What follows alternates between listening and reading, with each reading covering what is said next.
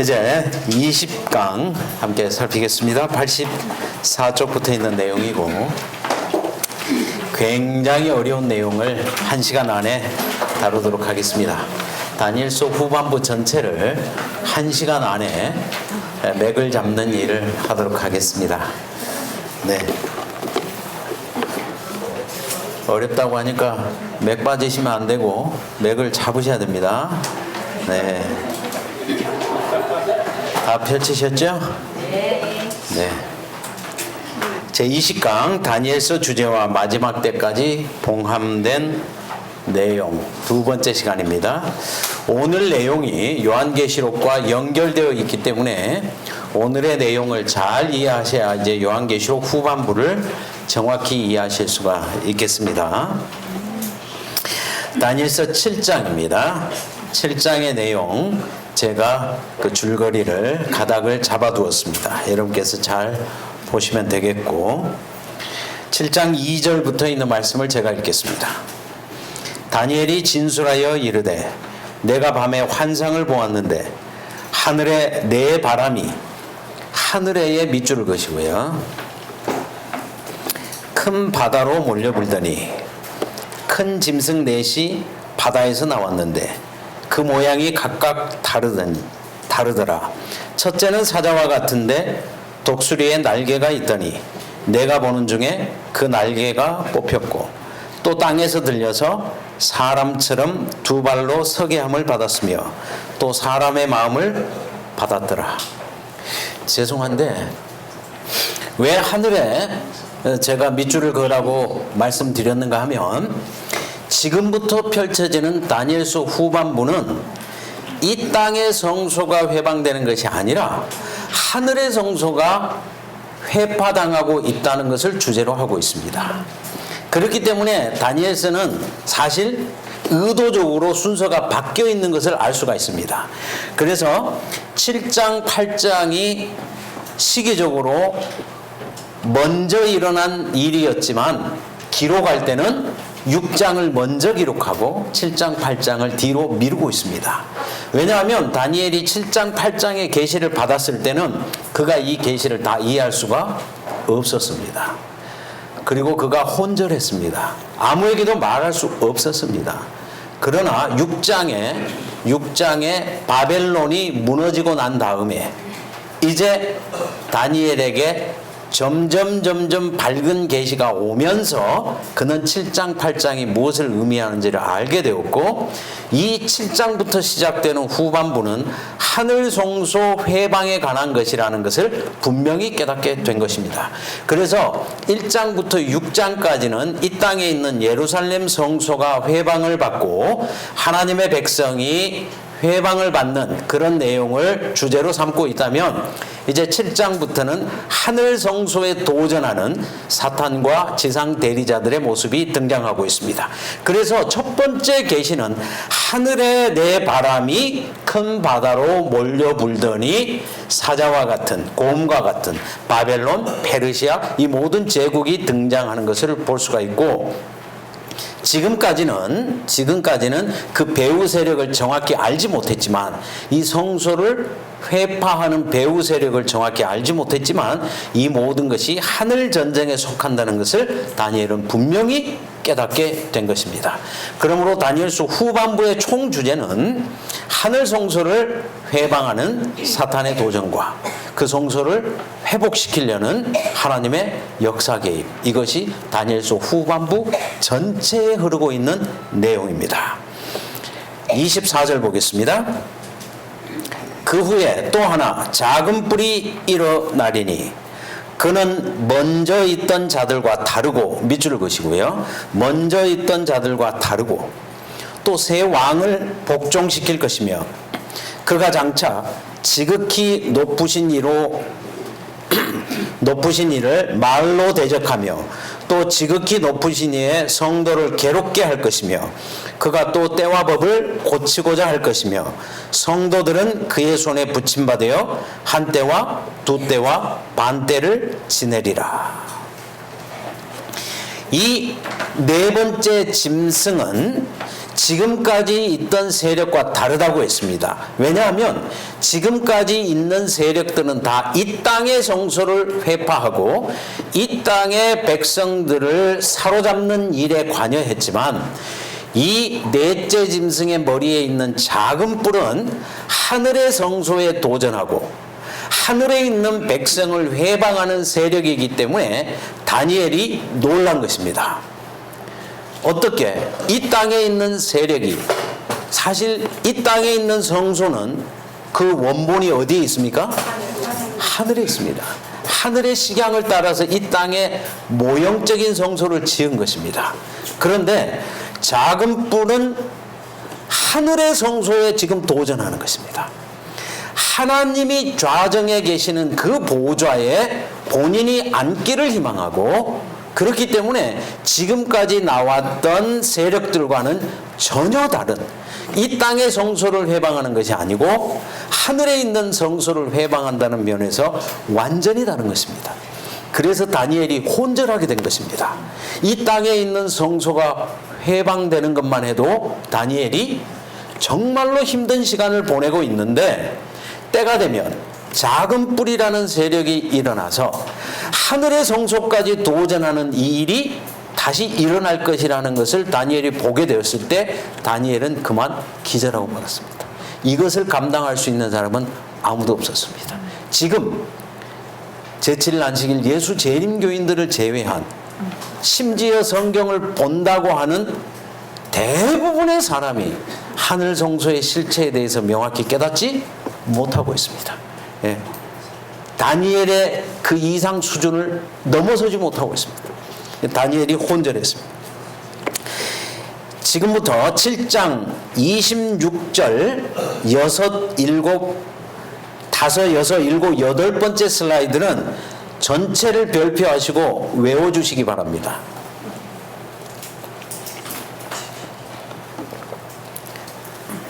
이 내용은 성경 중에서 가장 중요한 내용이고, 제가 외워달라고 하는 성경절이 몇 개가 있습니다. 그 중에 이 성경절이 정말 중요한 성경절입니다. 제가 일단 읽겠습니다. 26절.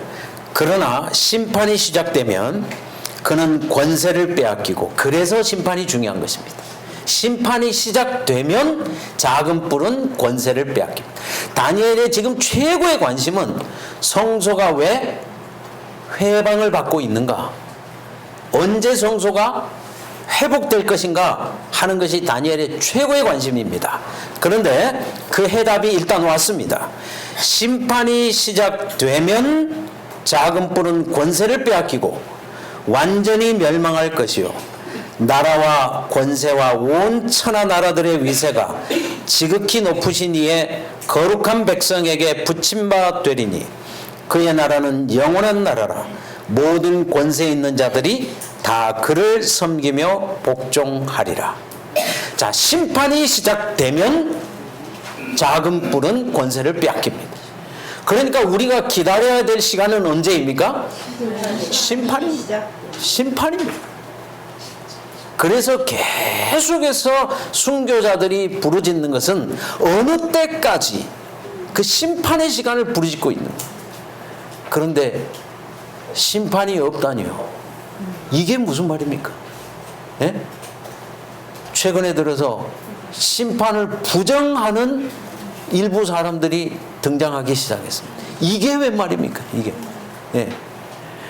자, 9절부터 있는 내용입니다. 내가 보니 왕자가 놓이고 옛적부터 항상 계신 이가 좌정하셨는데 그의 옷은 희기가 눈 같고 그의 머리털은 깨끗한 양털 같고 그의 보좌는 불꽃이요 그의 바퀴는 타오르는 불이며 불이 강처럼 흘러 그의 앞에서 나오며 그를 섬기는 자는 천천히요 그 앞에서 모셔 선 자는 만만이며 심판을 베푸는데 책들이 펴 놓였더라. 자, 아버지 하나님의 보좌가 나타났고 아버지 하나님께서 책들을 펼쳤고 심판이 시작되고 있습니다. 이제 심판의 광경을 좀 자세히 펼쳐주고 있습니다.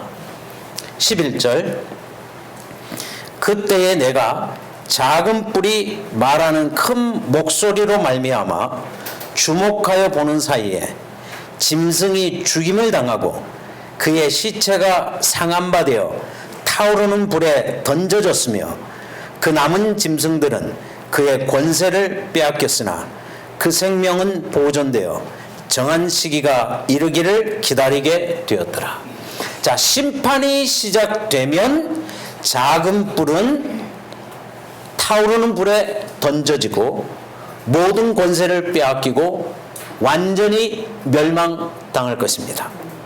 그러나 나머지 짐승들은 생명이 보존된다고 했습니다. 자, 작은 뿔은 멸망했습니다. 나머지 짐승은 생명이 보존됩니다. 나중에 요한계시록 20장을 이제 살필 때 이 내용을 자세히 살피게 될 것입니다. 그러니까 작은 뿔이 죽게 되는 때는 언제인가요? 심판이 시작되면 죽게 되는 것입니다. 이 시기를 혼돈하시면 안 돼요. 혼돈하시면 안 돼요. 그 다음에 13절입니다. 내가 또 밤 환상 중에 보니 인자 같은 이가 밑줄 것이고요. 자, 지금까지는 아버지 하나님 그리고 아버지 하나님 주변에 펼쳐진 보좌를 묘사했습니다. 이 보좌가 그처럼 중요하기 때문에 제가 두 번째 시간에 요한계시록 4장과 5장 지난번 시간에 제가 자세하게 설명을 드린 것입니다. 이 보좌가 그처럼 중요하다고 제가 설명을 드렸고 제가 이 보좌에 관한 것은 여러분에게 꼭 자료로 제공해 드릴 것입니다. 남대극 교수님께서 이 보좌에 대해서 논문을 쓰셨습니다.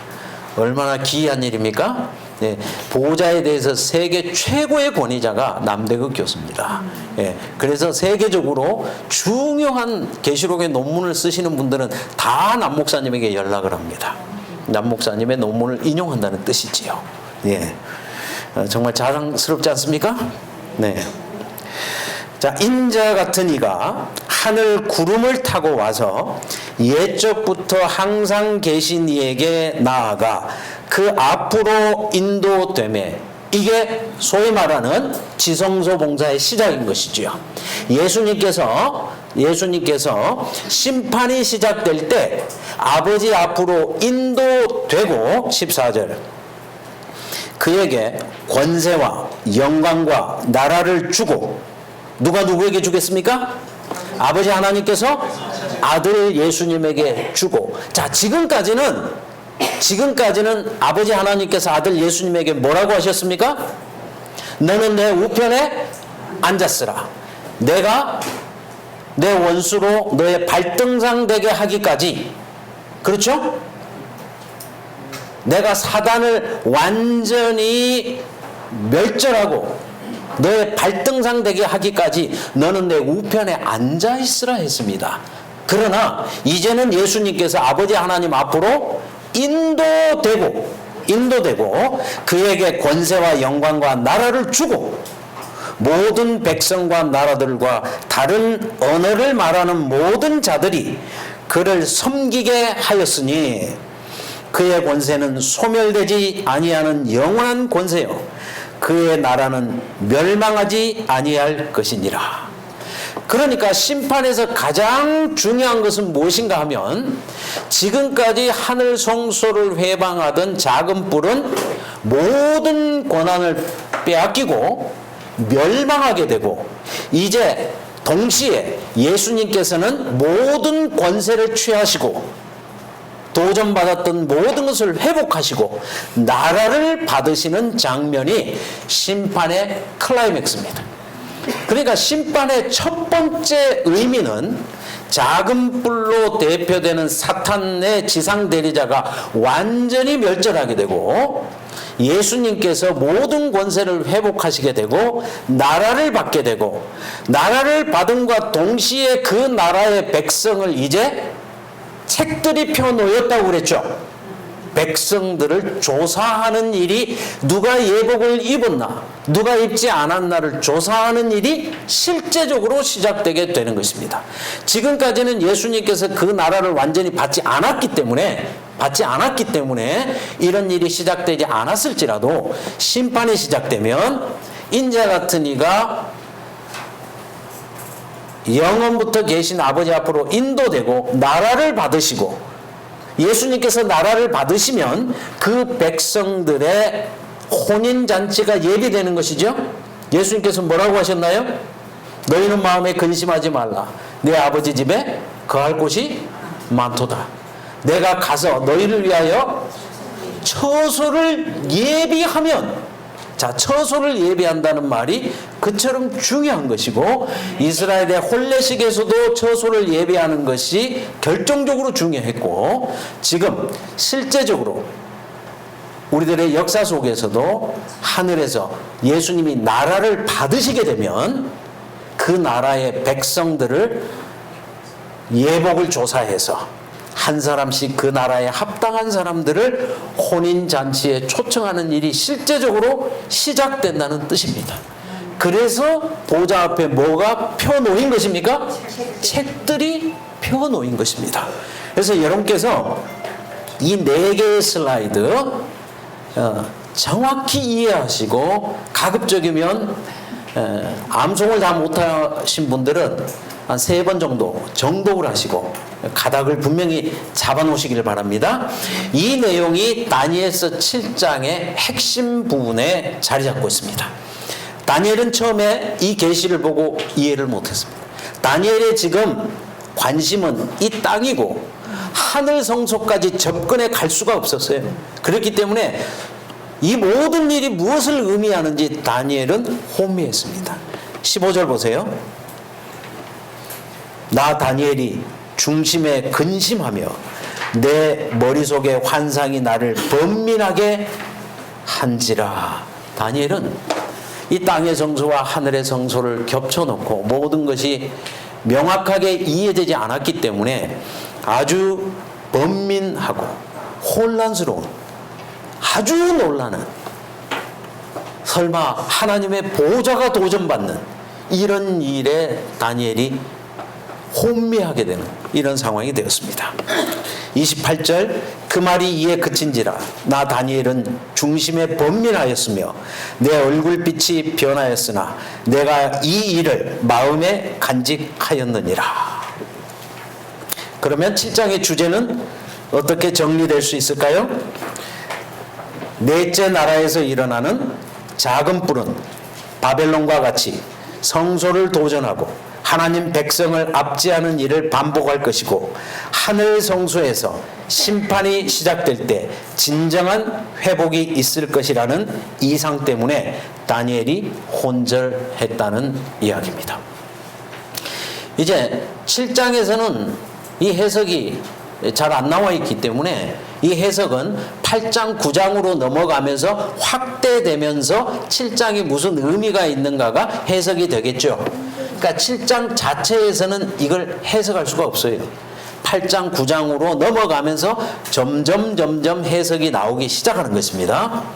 자, 이제 8장을 살펴보겠습니다.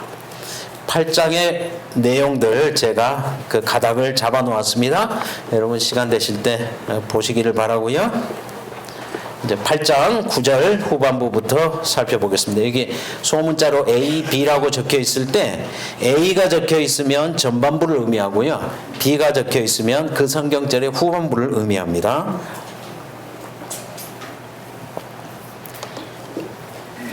(9절) 또 작은 뿔 하나가 나서 남쪽과 동쪽과 또 영화로운 땅을 향하여 심히 커지더니 그것들이 하늘 군대에 미칠 만큼 커져서 그 군대와 별들 중에 몇을 땅에 떨어뜨리고 그것들을 짓밟고 또 스스로 높아져서 군대의 주제를 대적하며 그에게 매일 드리는 제사를 없애버렸고 그의 성소를 헐었으며.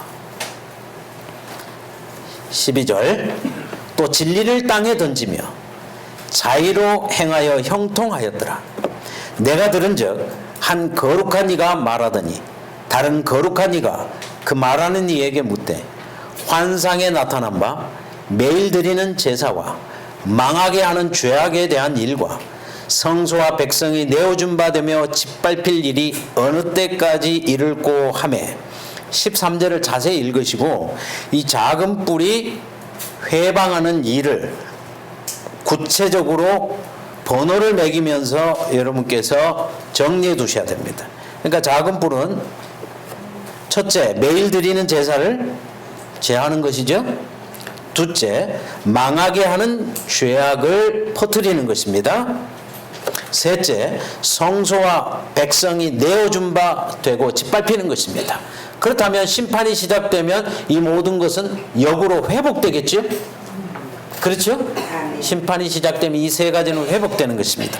그래서 매일 드리는 제사가 회복되는 것이 안식일 회복이 되는 것이고, 성소와 백성이 내어준 바 되는 것이 회복되는 것은 남은 무리, 마지막 교회가 탄생하는 것이고, 하늘 성소 진리가 이 땅에 펼쳐지는 것이고, 망하게 하는 죄악에 대한 일이 그치는 것은 성경에 오염되었던 많은 교리들이 우리 제7 안식일 예수 재림교회를 통해서 다 회복되는 이러한 모습들이 1844년 이후에 화이트 선지자의 계시를 통하여서 완벽하게 회복되고 있는 모습을 볼 때에 이것이 심판이 시작되면 회복된다는 사실을 그대로 확인하실 수 있으시죠. 14절, 그가 내게 이르되 2300주야까지니 그때의 성소가 정결하게 되리라 하였느니라. 자, 작은 뿔에 관한 내용을 8장에서는 확대해서 설명해 주고 있죠. 7장에서는 때와 법을 변경하고 성도는 그의 손에 붙임받아 한 때와 두 때와 반 때를 지내겠다고 설명했지만 8장에서는 훨씬 더 구체적으로 설명해 주고 있습니다. 작은 뿔이 활동하는 그 모든 것들이 네 가지로 구체적으로 언급되고 있고, 심판이 시작되는 때가 2300주야까지 2300주야 후에 심판이 시작된다는 복된 소식을 8장에서는 가르쳐주고 있습니다. 7장에서는 작은 뿔이 활동할 것이라는 내용을 보여주고 있지만 8장에서는 작은 뿔이 어떻게 구체적으로 활동할 것인가를 보여주고 있고, 심판이 언제 시작된다는 그 심판의 때를 알려주고 있습니다. 얼마나 계시가 점점 열려지고 있습니까? 그리고 우리에게는 그 때를 훨씬 지나서 이제는 모든 계시가 열려진, 요한 계시록이 열려진 시대에 살아가고 있기 때문에 우리는 축복이고 우리가 이 말씀을 읽을 때 이해할 수 있는 것입니다. 그러나 다니엘도 이해하지 못했고 초림 때 예수님의 백성들도 다니엘서를 희미하게 알았고, 예. 근데 저희들은 얼마나 축복 가운데 지금 말씀 보고 있습니까? 네. 26절 보겠습니다. 이미 말한 바 주야에 대한 환상은 확실하니 너는 그 환상을 간직하라. 이는 여러 날 후의 일임이라 하더라. 이에 나 다니엘이 지쳐서 여러 날 앓다가 일어나서 왕의 일을 보았느니라. 내가 그 환상으로 말미암아 놀랐고 그 뜻을 깨닫는 사람도 없었느니라. 정말 놀라운 이야기죠. 하늘의 성소가 도전을 받다니요. 정말 처음으로 이 환상을 받았을 때 놀라운 일인 것입니다. 다니엘이 혼절한 것이지. 저희는 이제 신약을 통하여 이 세력이 어떤 세력인지 저희는 알고 있습니다. 데살로니가 후서 2장 3절 이하나 7절 이하에 이 불법의 비밀에 관한 내용이 기록되어 있습니다. 오늘은 읽지 않겠습니다. 자, 오늘 다니엘서를 공부하는 날이 아니고, 요한계시록 서론, 다니엘서의 인봉된 부분을 저희가 살피기 위해서 다니엘서의 큰 주제 파악, 흐름만 파악하고 있는 것입니다.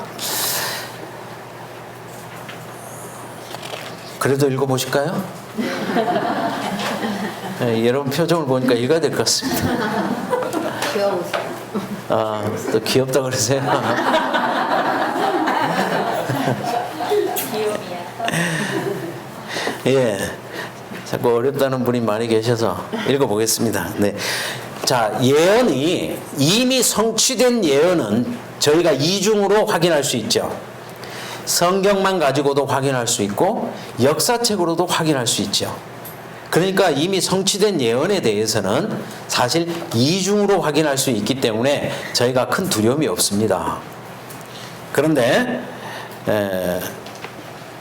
성취되지 않은 것은 굉장히 조심해야 되겠죠.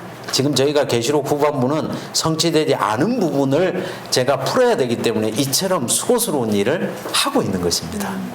자, 데살로니가 후서 2장 3절과 4절. 누가 어떻게 하여도 너희가 미혹되지 말라. 먼저 배교하는 일이 있고 밑줄을 그시고요. 예수님의 재림이 오기 전에 배교하는 일이 있다 그 말입니다.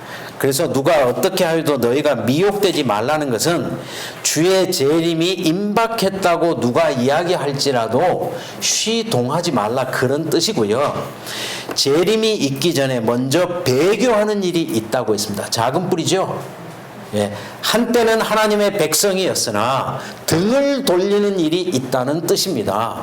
그래서 배교하게 되면 그 배교한 세력이 음녀가 되는 것이죠. 음녀가 되는 것입니다. 그래서 음녀의 정의는 제가 후반부에 가서 자세히 설명을 드리겠지만 한때 하나님의 백성이었으나 배교하여서 대적하는 세력이 될 때 그를 음녀라고 부르는 것입니다. 음녀. 그래서 재림이 있기 전에 배교하는 일이 먼저 있고 저 불법의 사람 밑줄을 그시고요. 때와 법을 변경했으니 불법의 사람이죠. 네. 불법의 사람에는 작은 뿔, 때와 법을 변경함 이렇게 적으시고요. 곧 멸망의 아들이 나타나기 전에는 자, 멸망의 아들 밑줄 그으시고요. 언제 멸망한다고요? 심판이 시작된 즉 그는 영원히 멸망하겠다고 했지요. 다 구약의 과거의 언어들을 사용하고 있는 것입니다. 그래서 다 똑같은 일이죠. 배교하는 일이 있고 불법의 사람, 멸망의 아들 다 같이 작은 뿔을 지금 이야기하고 있는 것이죠. 대답 안 하셔도 그렇습니다. 멸망의 아들이 나타나기 전에는 그날이 이르지 아니하리니. 그러니까 사도 바울 시대에는 재림 직전에 가장 큰 일이 하나 일어나야 되는데 그것은 작은 뿔이 활동하는 한 때와 두 때와 반 때가 먼저 오고 그 다음에 예수님의 재림이 온다는 것을 지금 강조하고 있는 것입니다. 그러니까 사도 바울이 이 작은 뿔의 활동에 대해서 상당히 많은 부분을 지금 계시를 받고 적고 있는 것이죠. 사도 바울이 얼마나 깊은 것까지 알게 되었는가 하면 사도 바울은 셋째 하늘까지 가게 되었습니다. 셋째 하늘은 저희가 지금 공부하는 계시록에 나타나는 하나님의 보좌입니다. 그러니까 화이 선지자가 하늘까지 갔다 와서 이 계시를 적고 있지만 그 전에 사도 바울도 셋째 하늘까지 갔다 온 사람이에요. 그러나 화이 부인에게도 하나님께서 아직 이 땅에 돌아가서 숨길 것을 남겨주셨죠? 네. 마찬가지로 사도 바울에게도 아직 때가 이르지 않았기 때문에 사도 바울에게는 여기까지만 기록하거라. 그렇게 하신 거예요. 그래서 사도 바울이 이 작은 뿔의 정체에 대해서는 지금 분명히 이야기해주고 있는 것이고, 그 다음에 사도 바울은 계속해서 우리가 방금 뒤에 나옵니다. 어디로 들어가야 된다 그러죠? 성소로 따라 들어가야 된다. 따라 들어가야 된다. 먼저 가신 예수님. 제 생각에는 사도 바울이 셋째 하늘에 가서 예수님이 어디 계신지를 보고 왔어요. 그렇기 때문에 히브리서에 우리보다 앞서 가신, 먼저 들어가신 예수 그리스도를 따라 들어가야 된다는 이야기를 계속 적고 있는 것입니다. 예. 그래서 바울이 먼저는 이 작은 뿔에 대해서, 불법의 사람 멸망의 아들에 대해서 자세하게 기록해 주는 것입니다. 4절, 그는 대적하는 자라 신이라고 불리는 모든 것과 숭배함을 받는 것에 대항하여 그 위에 자기를 높이고 하나님 성전에 앉아, 밑줄을 그으시고요, 하나님 성전에 앉아 자기를 하나님이라 내세우느니라. 그러니까 이 작은 뿔은 먼저 있던 자들과 다르다 그 말이에요. 그는 하늘 성소를 지금 회방하고 있는 것입니다.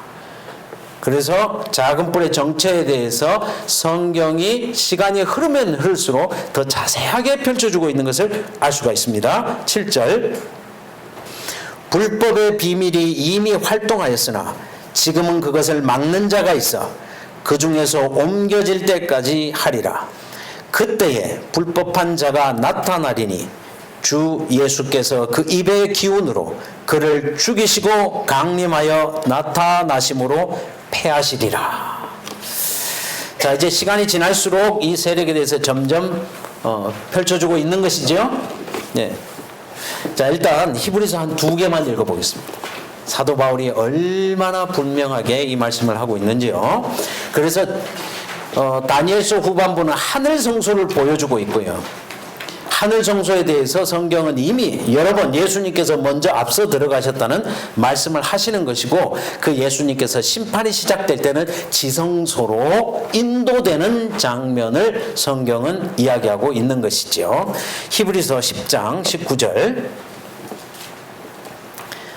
그러므로 형제들아 우리가 예수의 피를 힘입어 성소에 들어갈 담력을 얻었나니 그 길은 우리를 위하여 휘장 가운데로 열어놓으신 새로운 산길이요 휘장은 곧 저의 육체니라.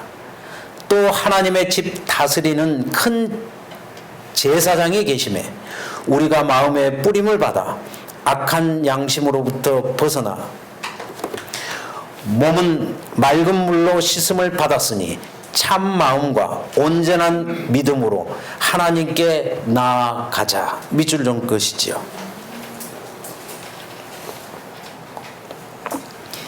하나님께 나아가자. 휘장 안으로 담대히 나아갈지라. 계속해서 하늘 보호자로 초청하는 모습을 볼 수가 있습니다. 하늘 성소로 보호자로 초청하는 모습을 볼 수가 있습니다. 19절도 보시면 우리가 이 소망을 가지고 있는 것은 영혼의 탑 같아서 튼튼하고 견고하여 휘장 안에 들어가나니 그리로 앞서가신 예수께서 멜기세덱의 반차를 따라 영원한 대제사장이 되어 우리를 위하여 들어가셨느니라. 그러니까 예수님께서 먼저 하늘 성소로 들어가셨고 심판이 시작되면 지성소로 들어가실 것이라는 것을 다니엘서와 이후에 연결되는 모든 계시의 말씀들이 이야기하고 있고, 그 구체적인 결론을 요한계시록은 자세하게 펼쳐주고 있다는 것을 알 수가 있습니다. 그렇다면 작은 불은 도대체 어떻게 하늘 성소를 회방하는 것인가? 하나만 보겠습니다. 지금 여러분께서 이 내용을 위해서 우리 김대성 목사님의 다니엘서 7장 강의를 꼭 들으시기를 바랍니다. 7장과 8장 강의를 꼭 들으시기를 바랍니다. 자, 중세 가톨릭 교회 미사에 대해서 한번 살펴보겠습니다. 미사는 결론적으로 하늘 성소로 가는 길을 막고 있습니다. 이것이 하늘 성소를 회방한다는 뜻입니다. 사제는, 자, 천주교회 신부님들을 사제라고 부르죠. 사제를 영어로 제사장이라고 부릅니다. 프리스트. 자, 우리 말로는 신부 혹은 사제로 번역하지만 영어로는 제사장으로 번역합니다. 프리스트. 사제는 주 그리스도와 하나요 동일한데, 사제 자신이 그리스도의 지상 대리자다고 말이에요. 그리스도와 똑같다고 말이에요. 이러한 사실은 성찬에서의 성별의 말씀에서도 나타나는데, 사제는 자 성찬식을 할 때, 미사를 드릴 때 이것은 그리스도의 몸이니라고 말하지 않고 이것은 나의 몸이니라고 말하는 것이다. 자, 사제가 스스로 그리스도의 지상 대리자이기 때문에 이것은 그리스도의 몸이니라 이렇게 말하지 않고 떡을 떼어주면서 이것은 나의 몸이니라 그렇게 이야기한다 그 말이에요.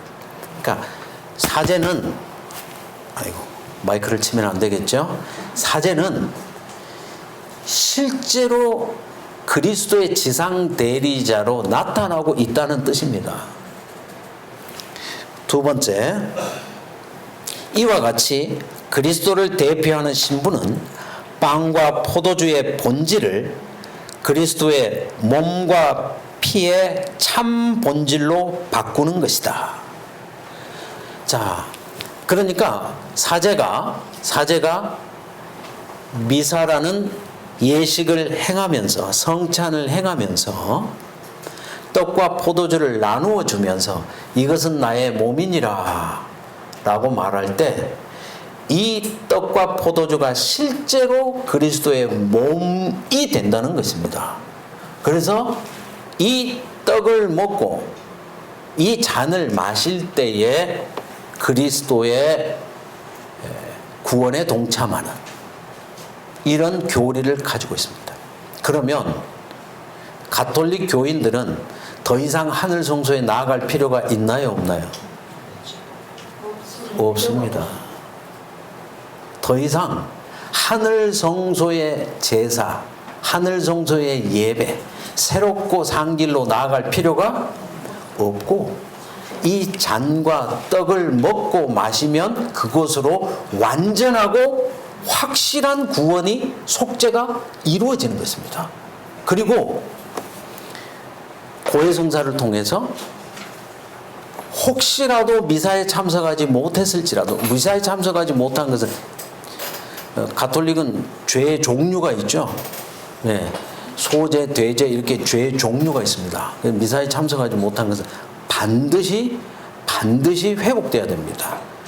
그렇기 때문에 고해성사라고 하는 것이 수시로 열리게 되고 그래서 실제로 이 성찬을 통해서 죄가 속죄될 뿐만 아니라 고해성사를 통해서 모든 것이 또한 속죄될 수 있는 이 두 가지 사실을 통하여서 이 땅에서 모든 죄가 용서된다고 생각하기 때문에 더 이상 하늘 성소로 들어갈 필요가 없는 것입니다. 이것이 성소를 회방하고 있다는 뜻이고 하늘로 나아가는 길을 막고 있다는 뜻이고 이것이 매일 드리는 제사를 폐했다는 뜻입니다. 이 일이 언제까지 이루어진다고요? 심판 때까지 계속 이루어진다 그 말입니다. 그러니까 여기에 대한 자세한 내용은 다니엘서 7장과 8장에서 우리 김대성 목사님의 동영상을 여러분께 자세히 보시기를 바랍니다. 그러니까 8장의 주제는 무엇인가요? 작은 뿔은 이 땅의 성소와 백성을 파괴하고 하늘 성소까지 회방할 것인데 그 일은 2300주야까지이고 그 후에 심판이 시작될 것이라는 깨달을 수 없는 환상 때문에 다니엘이 놀라고 있는 모습이 다니엘서 8장의 주제입니다. 아직까지 다니엘은 놀라고 있지 이게 무슨 의미인지 해석을 못하고 있죠? 네, 아직까지 다니엘은 해석을 못하고 있습니다. 이게 도대체 땅에서 하늘로 작은 뿔에서 이게 혼돈스러운 이런 상태입니다. 자, 이제 9장으로 넘어가겠습니다. 9장. 자, 연대표를 제가 다시 한번 적어 놓았습니다. 9장과 6장은 같은 사건이라고 말씀드렸죠? 예, 9장과 6장. 드디어 이제 9장에 왔습니다. 9장. 다니엘이 이 작은 뿔의 도전 때문에 3주 동안 금식 기도를 하게 됩니다. 어떻게 이런 도전이 있을 수 있습니까? 다니엘이 목숨을 내어놓고 노인께서 3주를 금식한다고 말해요. 3주. 저 이제 3일째 되고 있습니다. 예. 감자가 과일로 보인 것은 어제고요. 오늘은 고추가 과일로 보이더라고요. 과일식 3일째 하니까요. 고추도 저게 열매인데 저게 씨도 있고 과일에 가까운데 제가 그런 생각이 자꾸 들더라고요. 근데 이 상노인께서 3주를 작정하고 기도합니다. 얼마나 중요한 일이겠습니까? 예. 그때 하나님께서 다니엘에게 조금 해석을 풀어주셨습니다. 너는 크게 은총을 입은 자라. 하나님의 섭리대로라면 이것도 봉함하고 싶었는데 다니엘이 워낙 민첩한 사람이고 하나님께 은혜를 받은 사람이라 일부를 해석을 보여주셨습니다. 감사하지요? 저희가 다 다니엘에게 빚진 사람들. 네. 자, 9장 20절입니다. 자, 19절까지는 다니엘이 기도했고요. 20절. 내가 이같이 말하여 기도하며 내 죄와 내 백성 이스라엘의 죄를 자복하고 내 하나님의 거룩한 산을 위하여 내 하나님 여호와 앞에 간구할 때 곧 내가 기도할 때에 이전에 환상 중에 본 그 사람 가브리엘이 빨리 날아서 저녁 제사를 드릴 때쯤 내게 이르더니. 근데 여러분께서 환상 속에 환상이 있는 것을 잘 파악하셔야 돼요. 다니엘서도 그렇고 요한계시록도 그래요. 그러니까 다니엘이나 요한이 계시를 받을 때 환상 중에 계시로 들어가지 않습니까? 근데 계시 가운데서 또 환상이 펼쳐지는 것입니다. 이 환상은 가장 중요한 환상이고 이 환상은 하나예요. 하나. 가브리엘이 나타나는 환상 속에 또 환상이 펼쳐질 때, 그러니까 2중 3중으로 지금 환상이 펼쳐지는 거예요. 다니엘은 지금 이렇게 환상 가운데 들어있고 환상 가운데 다니엘 스스로가 지금 계시를 보고 있는 장면이에요. 근데 그 환상 속에 또 거룩한 자들이 나타나서 서로 이야기를 하는 거예요. 근데 환상 속에 나타난 또 하나의 환상, 이 환상은 용어도 특별한 용어이고 아주 특별한 계시이고 이것이 마지막 때에 관한 환상입니다. 이것이 요한계시록에서 열려지는 환상입니다. 그런데 다니엘이 그 환상 가운데 나타났던 그 가브리엘이 날아와서 이제 해석을 해주기 시작하는 것입니다. 22절.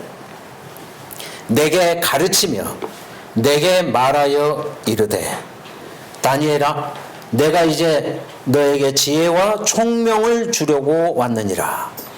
그래서 저희가 예언을 이해할 때 지혜와 총명이 필요하고 목숨을 건 기도가 필요합니다. 정말입니다. 예. 새로운 빛을 받을 때는 이런 간절함이 필요합니다. 예. 우리 최 원장님께서 정말 찾고 사는 마음 강조하셨고 여러분이 간증하시면서 그 말씀을 하셨는데 정말입니다. 정말입니다. 가장 먼저 해야 될 기도는 하나님 제가 감당할 만하거든 새로운 빛을 저에게 허락해 주십시오. 제가 혹 감당할 수 없거든 저에게 부족한 것을 알려주시고 제가 제 몸을 쳐서라도 제가 하나님의 뜻에 순종하고 그 빛을 감당할 수 있도록 저에게 새로운 길을 열어달라고 기도하는 그런 간절한 기도가 필요하고 때로는 하나님이 금식하라고 하시고 때로는 하나님이 이거 좀 그만 먹어야 되겠다. 그 사람은 좀 안 만나면 좋겠다. 하나님이 여러 가지를 요구하세요. 그러면 내 몸을 쳐서 복종할 각오를 하고라도 하나님의 말씀을 감당할 수 있어야 돼요. 그러니까 다니엘은 지금 고향 땅으로 돌아가는 것을 포기했어요. 이미 스룹바벨을 비롯한 귀한 자들은 이미 돌아가고 있어요. 다니엘도 섭리대로라면 돌아가야 돼요. 그런데 다니엘은 지금 돌아가는 게 문제가 아니에요. 지금 예루살렘 성으로 돌아가서 그거를 회복하는 게 문제가 아니고 지금 하늘 성소가 회방을 받고 그것이 어떻게 회복되느냐를 그가 알아야 되기 때문에 몇 개월 동안의 여행을 통해서 고향으로 가는 것을 포기하고 그는 고향 땅을 포기하고 지금 3주 금식을 하는 것입니다. 하나님 이 모든 성소가 회복되는 일에 대해서 제가 감당할 수 있도록 빛을 주십시오. 그래서 23절 곧 네가 기도를 시작할 즈음에 명령이 내렸으므로 이제 너에게 알리러 왔느니라. 너는 크게 은총을 입은 자라. 그런즉 너는 이 일을 생각하고 그 환상을 깨달을지니라. 그러니까 기도는 시작하는 첫날부터 응답이 왔는데 3주 후에 땅에 도착한 것을 알 수가 있어요. 지금 다니엘서 공부하는 시간이 아니기 때문에 제가 잠깐만 말씀을 드리면 3주 동안 누가 회방을 했겠습니까? 사탄이 지상 대리자들을 통해서 회방한 것이지요. 그러니까 기도의 응답은 즉각적으로 하늘에서 왔는데 사탄이 3주 동안 회방한 것입니다. 예. 24절. 자, 이제 해석이 나오지요. 너의 백성과 너의 거룩한 성을 위하여 이른 이래를 기한으로 정하였나니 허물이 그치며 죄가 끝나며 죄악이 용서되며 영원한 의가 드러나며 환상과 예언이 응하며 또 지극히 거룩한 이가 기름 부음을 받으리라. 25절. 예루살렘을 중건하는 영이 날 때부터 기름 부음을 받은 자 곧 왕이 일어나기까지 7 이레와 62 이레가 지날 것이요 그 곤란한 동안에 성이 중건되어 광장과 거리가 세워질 것이며. 자, 해석이지만 여전히 어렵죠? 그러나 이걸 지금 다 공부하는 때는 아닙니다. 일단 25절까지 해석을 들었을 때 다니엘이 얼마나 감사했겠습니까? 다니엘이 지금까지의 모든 관심은 어디에 있었습니까? 이 땅에 있는 예루살렘 회복에 있었습니다. 근데 다니엘아 안심하거라. 안심하거라. 일단 예루살렘이 회복되는 것은 조만간에 회복될 것이다. 그때에 예루살렘 성이 중건되고 광장과 거리가 세워질 것이다. 일단 안심하거라. 그래서 다니엘이 얼마나 감사했겠어요? 그러나 하늘의 성소는 계속적으로 도전을 받을 것이고 기름 부음 받은 자가 이 땅에 오시게 될 것이고 그가 제사와 예물을 금하게 될 것이고 하늘 성소를 세우게 될 것이고 그 후에 하늘 성소가 회방을 받게 될 것이고 심판이 시작되면 하늘 성소가 회복될 것이라는 장래에 일어날 일을 길게 설명해 주고 있는 것입니다. 그러니까 다니엘이 기도해서 첫 번째 기도에 대한 응답은 확실히 받았습니다. 이 땅의 성소가 회복된다는 응답은 확실하게 명확하게 깨달았습니다. 그래서 일단 한시름은 나왔습니다. 그렇군요. 예레미야에게 예언하셨던 그 말씀이 예언된 대로 70년의 기한이 차면 예루살렘이 회복된다는 그 말씀 그대로 성취된다니 감사합니다. 그러나 다니엘은 여전히 하늘 성소가 어떻게 회방을 받으며 회복될 것인지에 대해서 초미의 관심을 가지고 계속해서 해석을 듣고 묻고 있습니다. 26절. 62 일의 후에 기름 부음 받은 자가 끊어져 없어질 것이며 십자가지요. 장차 한 왕의 백성이 와서 그 성읍과 성소를 무너뜨리려니와 그의 마지막은 홍수에 휩쓸림 같을 것이며 또 끝까지 전쟁이 있으리니 황폐할 것이 작정되었느니라. 27절. 그가 장차 많은 사람들과 더불어 한 일해 동안의 언약을 굳게 맺고 그가 그 일해의 절반에 제사와 예물을 금지할 것이며 밑줄을 그시고요. 제사와 예물을 금지할 것이며 제사 제도가 변혁된 즉 그 말이죠. 그렇죠? 구약에서 신약으로 넘어가면서 성소도 이 땅의 성소에서 하늘 성소로 바뀌게 되는 장면이죠. 네. 또 포악하여 가증한 것이 날개를 의지하여 설 것이며 또 이미 정한 종말까지 진노가 황폐하게 하는 자에게 쏟아지리라 하리라 하니라. 자, 그러므로 다니엘 9장에서 가브리엘 천사가 8장의 해석을 보여주었습니다. 일부만 보여주었습니다. 예수님이 초림하셔서 이루실 일, 성소를 다시 세울 일까지만 보여주었습니다. 그러니까 지금 다니엘서 전반부는 하나님의 성소가 무너지고 백성이 포로되고 그것이 어떻게 회복될 것인가를 기록하고 있다면, 다니엘서 후반부는 하늘의 성소가 언제 세워지고 그것이 작은 뿔에 의해서 어떻게 회방을 받을 것이며 어떻게 마지막 때 회복될 것인가 하는 것을 큰 선에서 보여주고 있는데, 초림 시에 하늘의 성소가 세워지는 일까지는 해석이 왔습니다. 그래서 메시아, 기름 부음 받은 자 예수님이 언제 초림하시고 언제 하늘 성소를 세우실 것인가까지는 다니엘서에 펼쳐져 있는 것입니다. 그것이 제사와 예물을 금한다는 말로 여기에 표현되어 있는 것입니다. 그러나 이 성소가 회방받고 마지막에 어떻게 정결하게 되고 회복될 것인가는 다니엘서에 봉함된 것입니다. 이 회복에 관한 것은 어디에서 펼쳐진다는 말인가요?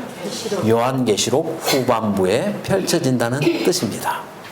계속해서 한번 보겠습니다. 도표를 한번 보시면 이제 이 땅의 지상성소와 하늘성소의 연결점, 어떻게 회파되고 어떻게 회복되는가 하는 것이 두 가지가 겹치면서 나와 있는 것을 볼 수가 있습니다. 여러분 스스로 한번 잘 살펴보시고요. 특별히 작은 뿔의 활동 기간에 대해서 눈여겨보시고요.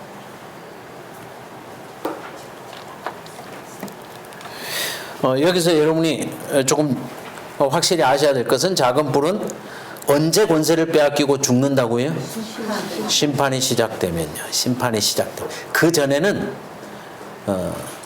죽게 되었던 상처를 입는 것입니다. 그러나 죽지는 않습니다. 제가 일곱 머리에서 정확히 설명을 드릴 것입니다. 일곱 머리, 계시록 17장에 가면 이 짐승의 일곱 머리가 나오고 여덟 번째 머리가 나오는 걸 알 수가 있습니다. 그래서 일곱 번째 머리가 상하였지만 없어진 것은 아닙니다. 그러나 여덟 번째 머리가 일곱에 속한 것, 즉 일곱 번째 머리라는 것을 이제 알게 되면 이 모든 관계를 여러분께서 명확히 아시게 됩니다. 자, 9장의 주제를 읽어보겠습니다.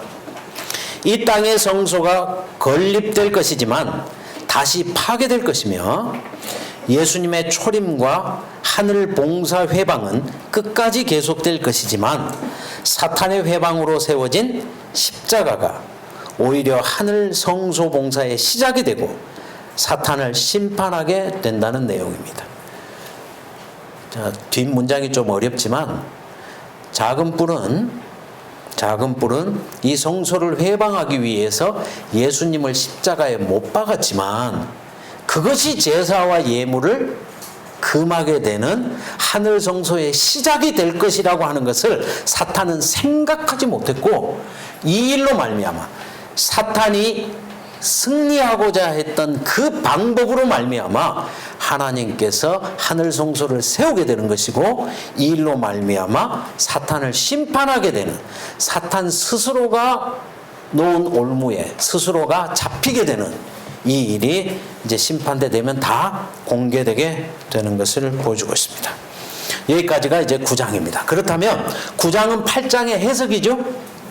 그러니까 8장과 9장은 사실상 붙어있는 내용이죠. 붙어있는 내용입니다. 그런데 다니엘이 기도를 했지만 성소가 세워지는 일까지, 초림까지만 지금 해석이 왔습니다. 그렇죠? 그런데 초림 때 세워진 성소는 다시 한번 회방을 받고 작은 뿔에 의해서 짓밟힘을 받을 것이고, 완전한 회복은 마지막 때 일어날 것인데, 제가 다니엘이라도 그게 궁금하지 않겠습니까? 어떻게 회방 받는 것까지만 하고 끝날 수가 있겠습니까? 그래서 다니엘이 하나님께 매달리죠. 이 마지막 해석까지 알려달라고 매어달립니다. 그러나 야속하게도 열어주지 않지요. 그 장면을 한번 보겠습니다. 그 내용이 10장부터 12장까지입니다. 10장 1절로 3절. 바사왕 고레스 제3년에 한 일이 벨드사살이라 이름한 다니엘에게 나타났는데 그 일이 참되니 곧 큰 전쟁에 관한 것이라. 밑줄 것이고요. 자, 다니엘 10장부터 12장까지는 총 제목이 주어져 있습니다. 큰 전쟁이죠? 큰 전쟁. 자, 큰 전쟁이면 계시록 어디가 생각나시나요? 12장. 그렇죠? 12장입니다. 12장. 네. 태초의 전쟁부터 시작해서 싸우기 위하여 바다 모래 위에 섰더라. 모든 전쟁의 핵심의 용과 그 다음에 용의 지상 대리자들이 나타나고 있죠. 큰 전쟁. 그런데 이 큰 전쟁도 사실 그리스도와 사단 사이에 성소를 놓고 전쟁하는 것이라는 것을 나중에 알게 됩니다. 네. 그래서 이 큰 전쟁에 관한 것이라. 다니엘이 이 일을 분명히 알았고 그 환상을 깨달으니라. 자, 다니엘은 큰 전쟁을, 이 전쟁이 하늘에 속한 전쟁이고 하늘에서 시작된 전쟁이고 하늘에서 끝나는 전쟁이라는 것을 확실히 깨달았습니다. 그때 나 다니엘이 새 이래 동안을 슬퍼하며 새 이래가 차기까지 좋은 떡을 먹지 아니하고 고기와 포도주를 입에 대지 아니하며 또 기름을 바르지 아니하니라. 자, 몇 절을 생략하고 5절부터 읽겠습니다. 자, 이제 전쟁 장면을 한번 보겠습니다. 하늘 전쟁이 이 땅의 지상 대리자들을 통하여 어떻게 일어나는지를 다니엘이 깨달았다 그 말입니다. 남방의 왕은 강할 것이나. 자, 남방 왕은 누구죠? 남방 왕은, 자, 표범의 머리에 네 머리가 있었죠? 네 머리로 갈라졌죠? 그 네 머리 중에 두 머리가 살아남게 되는데 한 머리는 남방왕이고 프톨레미 왕조죠. 한 머리는 북방왕이 되죠. 셀류쿠스입니다. 그러니까 헬라라는 나라는 잠시 후에 넷으로 나눠지게 되는데 넷으로 나뉘어진 나라는 또 둘로 합쳐지게 됩니다. 그런데 하나는 애굽을 중심으로 한 남방왕이 되었고 하나는 시리아를 중심으로 한 북방왕이 되었고 이 북방왕이 로마와 작은 뿔로 이어지게 되지요. 일단 용어 설명부터 드리면, 그러면 남방왕은 세속의 세력, 종교에 큰 관심이 없는 혹은 이방의 신을 섬기는 그런 세력, 무신론적이고 세속적이고 이교적인 그런 세력이라면 북방왕은 적그리스도 세력입니다. 적그리스도 세력. 그리스도를 대적하는 세력. 하나님을 알고도 잘못 회방하는 세력. 그러니까 세상에는 이제 계시록 후반부에 가시면 세 세력이 있습니다. 지금 말씀드린 세속적인 세력이 하나가 있고, 두 번째 적그리스도 세력이 있고, 세 번째 하나님의 백성 남은 무리가 있습니다. 자, 이 세 가지의 세력이 전쟁을 하는 것입니다. 그러니까 하나님의 백성과 적그리스도 세력은 정반대에 있지요. 적그리스도 세력은 하나님을 알면서도 회방하는 것입니다. 고의적으로 회방하는 것입니다. 잘못 믿고 있는 것입니다. 하나님의 백성을 공격하는 것입니다. 이게 작은 뿔의 세력이지요. 그러나 남방왕으로 대표되는 세상의 정치와 경제 목적으로 뭉쳐있는 세력들은 하나님을 알고 대적하지 않습니다. 하나님을 모르고 인간적으로 하나님을 회방하는 그러한 세력, 중간에 놓여있는 세력, 그들이 남방왕으로 다니엘서에는 나타나고 있습니다. 오늘 다 모르셔도 아무 상관없습니다. 지금 다니엘서 공부하는 것은 아니고 주제만 아시면 됩니다. 남방의 왕은 강할 것이나 그 군주들 중 하나는 그보다 강하여 그 세력을 떨치리니, 북방왕이죠. 그의 권세가 심히 클 것이요 몇 해 후에 그들이 서로 단합하리니 곧 남방왕의 딸이 북방왕에게 가서 화친하리라. 자, 13절. 북방왕은 돌아가서 다시 군대를 전보다 더 많이 준비하였다가 몇 대 곧 몇 해 후에 대군과 많은 물건을 거느리고 오리라.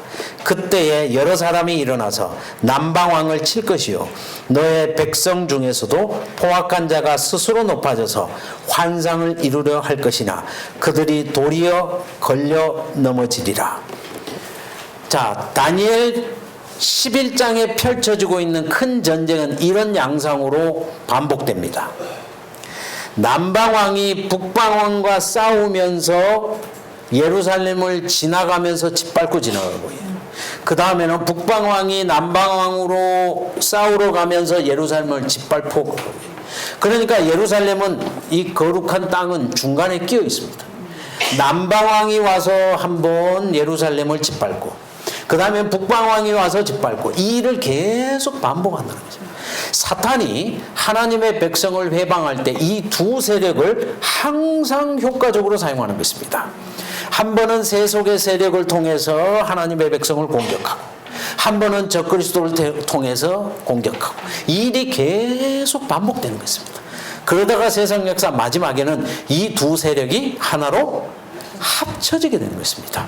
하나로 합쳐져서 공격하게 될 때에 그때가 마지막 때가 되는 것이고 아마겟돈 전쟁이 되는 것입니다. 땅의 모든 왕들을 모아서 남방왕과 북방왕이 함께 연합해서 남은 무리를 공격하는 이 공격이 요한계시록 마지막 공격입니다. 이 마지막 전쟁을 이미 다니엘서는 남방왕과 북방왕, 세상의 세력과 적그리스도 세력이 서로 싸우는 척하지만 결국은 성소를 짓밟고 왔다 갔다 하는 이 전쟁을 계속해서 기록해 주고 있습니다.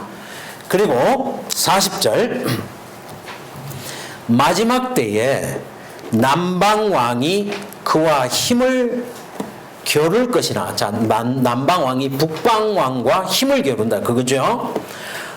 북방왕이 병거와 마병과 많은 배로 회리바람처럼 그에게로 마주와서 그 여러 나라에 침공하여 물이 넘침같이 지나갈 것이요 그가 또 영화로운 땅에 들어갈 것이요 많은 나라를 패망하게 할 것이나. 그러니까 마지막 때에도 먼저 남방왕이 득세를 해요. 그죠? 마지막 때에 먼저 남방왕이 득세합니다. 그 다음에 북방왕이 남방왕을 사로잡습니다. 계시록을 보면 사단은 마지막 때에 무적행에서 한 짐승을 일으켜 세웁니다. 프랑스 혁명으로 대표되는 무신론 세력입니다. 그가 북방왕에게 치명상을 입힙니다. 그렇죠? 교황권을 찌릅니다. 교황권이 상처를 받았지만 결국은 북방왕이 남방왕을 사로잡게 되는 것입니다. 이게 마지막 때에 먼저 남방왕이 득세를 하고 프랑스 혁명이 득세를 하고 교황권까지라도 치명상을 입히고 그러나 북방왕이 남방왕에게 마주와서 그를 완전히 사로잡는 이 모습이 마지막 때의 모습. 그러니까 마지막 때는 먼저 남방왕이 득세하고 그러니까 지금도 저희가 세속적인 거 인본주의적인 거, 물질적인 거, 경제적인 게 먼저 싹 사로잡았죠, 저희를. 그 다음에 이제 곧 북방왕이 득세하게 됩니다. 그러면 북방왕이 남방왕까지 다 사로잡은 후에 이 두 세력이 하나님의 백성을 공격하는, 그래서 그때를 기다리기 위해서 바다 모래 위에 서 있는 용의 모습을 우리는 볼 수가 있죠. 여기 찾지는 않았지만 45절에 보면 이 북방왕이 장막 궁전을 바다와 땅 사이에 세우고 있는 것을 볼 수가 있죠. 네, 여기 장막 궁전을 세운다는 것은 장막 궁전, 궁전인데 장막 궁전, 언젠가 하면 전쟁입니다. 궁전은 큰 집이죠. 그러나 장막에 궁전이 있다는 것은 전쟁하러 나간다는 뜻이에요. 왕이 전쟁하러 갈 때는 장막 궁전을 쓰는 거예요. 그래서 마지막 때에 북방왕이 장막 궁전을 바다 모래 위에 세우는 장면이 이 큰 전쟁의 마지막 장면입니다. 마찬가지로 용이 분노하여 돌아가서 그 여자의 남은 자손과 싸우려고 바다 모래 위에 서 있는 장면으로 다니엘서는 거기까지 계시를 보여주고 있습니다. 그 후의 계시는 요한계시록에 펼쳐져 있는 것이지요. 그래서 다니엘이 이 남방왕과 북방왕을 통해서 하늘의 성소를 놓고 시작되는 이 전쟁이 지상의 성소를 짓밟는 일로 어떻게 지상에서 계속해서 진행될 것인가 하는 것을 확실히 깨달았습니다. 그리고 이제 마지막 때에 관한 것을 다니엘이 깨달으려 했으나 그 이상을 봉함하고 가르쳐 주지를 않는 것입니다. 장막 궁전까지는 보았는데 그 이상을 보여주질 않는 거예요. 그래서 12장 4절 다니엘아 마지막 때까지 이 말을 간수하고 이 글을 봉함하라. 많은 사람이 빨리 왕래하며 지식이 더하리라. 나 다니엘이 본즉 다른 두 사람이 있어 하나는 강 이쪽 언덕에 섰고 하나는 강 저쪽 언덕에 섰더니 그 중에 하나가 세마포 옷을 입은 자 곧 강물 위쪽에 있는 자에게 이르되 이 놀라운 일의 끝이 어느 때까지냐 하더라. 7절 내가 들은즉 그 세마포 옷을 입고 강물 위쪽에 있는 자가 자기의 좌우 손을 들어 하늘을 향하여 영원히 살아계시는 이를 가르쳐 맹세하여 이르되 반드시 한때 두때 반때를 지나서 성도의 권세가 다 깨어지기까지니 그렇게 되면 이 모든 일이 다 끝나리라 하더라. 내가 듣고도 깨닫지 못한지라. 그러니까 마지막 때에 관한 것을 깨닫지 못한 것이 봉함하라고 했어요. 우리가 이번 기간에 그걸 펼치는 것입니다. 그러면 다니엘서 10장부터 12장까지는 한 묶음인데요. 한 묶음인데 이 주제가 무엇인가 하면요. 읽어보겠습니다. 하늘과 땅에서 입체적으로 전개되는 큰 전쟁의 전모가 드러나고 남방왕과 북방왕 사이에서 반복적으로 회파되는 예루살렘의 회복이 약속되었을지라도 마지막 회복 장면은 봉함되고 간수되어졌다는 것이 10장부터 12장까지의 큰 계시의 주제입니다. 그렇다면 다니엘서 전체 주제는 무엇인가요? 전체 주제. 저희가 이제 2시간에 걸쳐서 다니엘서 전반부 후반부 주제 파악을 해보았습니다. 다니엘서 전체 주제 제가 읽어보겠습니다. 구약 예루살렘 회파부터 하늘 성소 회파까지 사탄은 그 대리자들을 통하여 반복적으로 성소와 백성을 공격한다. 그러나 하나님은 남은 무리를 통하여 성소와 백성을 회복하는 일을 완성하신다. 이것이 다니엘서 전체 주제입니다. 그리고 마지막 회복에 관한 장면은 이제 후반부 계시록 10장 5절부터 보실까요? 내가 본 바 바다와 땅을 밟고 서 있는 천사가 다니엘서의 마지막 장면이죠. 하늘을 향하여 오른손을 들고 세세토록 살아계신 이 곧 하늘과 그 가운데 있는 물건이며 땅과 그 가운데 있는 물건이며 바다와 그 가운데 있는 물건을 창조하신 이를 가리켜 맹세하여 이르되 똑같은 장면이죠.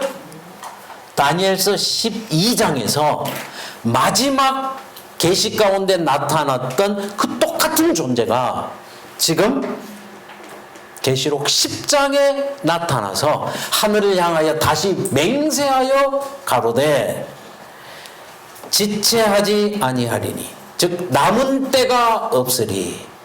그러니까 다니엘서에서는 마지막 때까지 봉함하고 간수하라고 했어요. 요한계시록 10장에서는 남은 때가 없으리. 그 말은 다니엘서에서 봉함하고 간수하라는 그때가 다 찼다는 것입니다. 그러니까 이제 열린다는 뜻이겠죠. 10장 7절 일곱째 천사가 소리내는 날 그의 나팔을 불려고 할 때에 하나님이 그의 종 선지자들에게 전하신 복음과 같이 하나님의 그 비밀이 이루어지리라 하더라. 그러니까 이 천사가 남은 때가 없으리.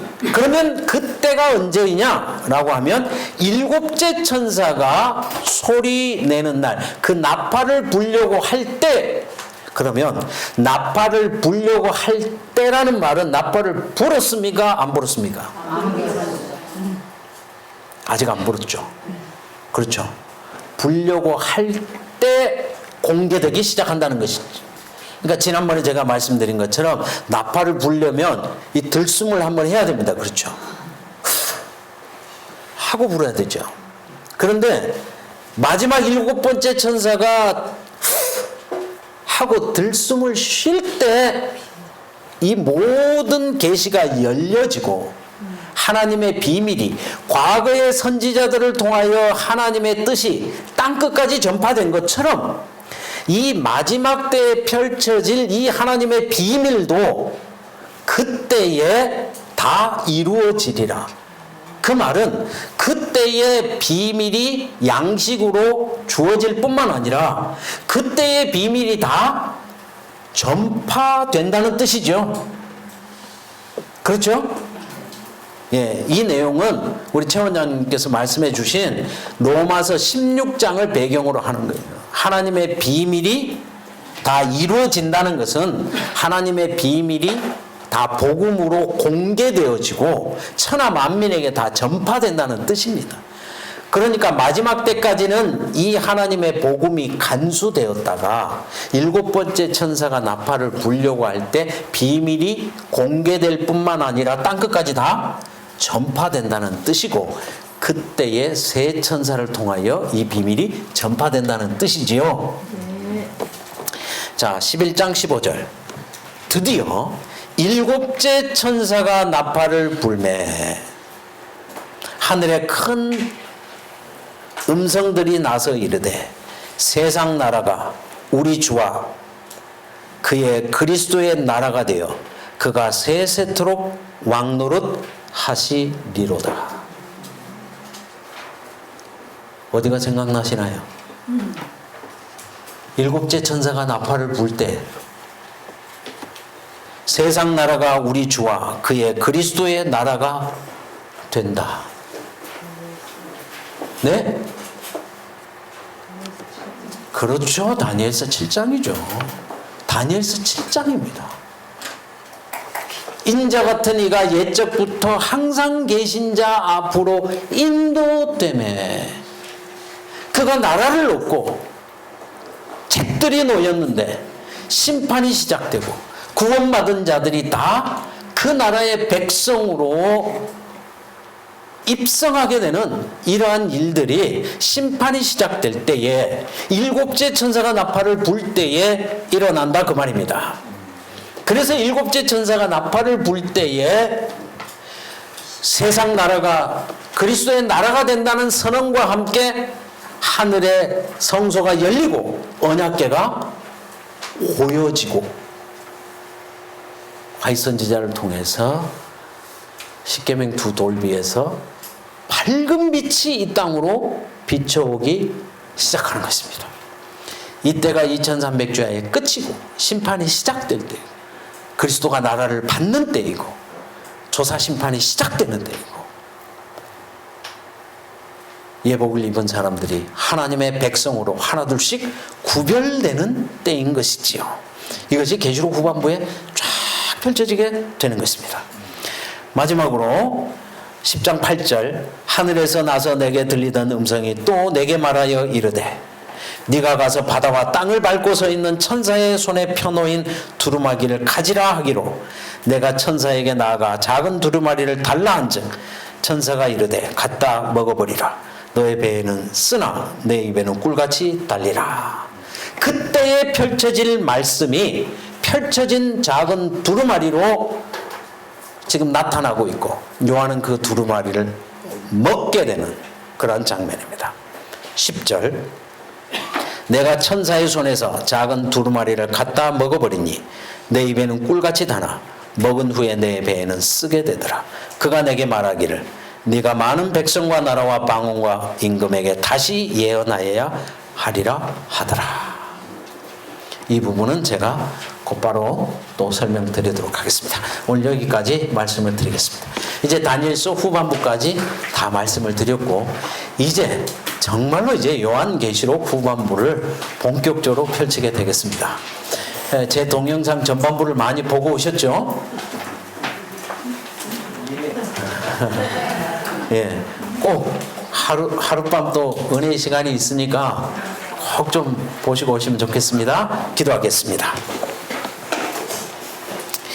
좋으신 하늘아버지, 사단의 회방이 크고 두려울지라도 이처럼 분명한 예언의 말씀을 통하여 선지자들을 통하여 여기까지 복음을 전파하시고 나 같은 죄인에게까지 희망의 음성을 들려주심을 인하여 감사합니다.